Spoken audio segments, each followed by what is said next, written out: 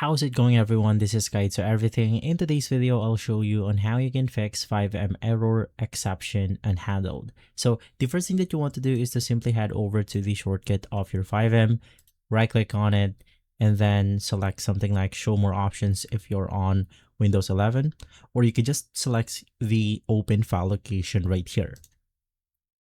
Once inside, click the Fivem application data. Navigate through the crashes option and just make sure that everything is deleted right here. Now there's going to be another folder called, which is going to be data. Now in here, there is a folder called server cache. Just basically delete that on here. Navigate through cache, and then you want to make sure that this is the only files inside the cache folder.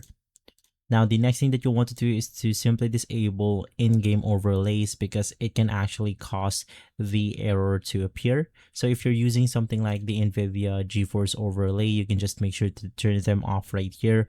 Or in my case, I have something like the NVIDIA Riv Tuner. You can just disable them once entering Fivem.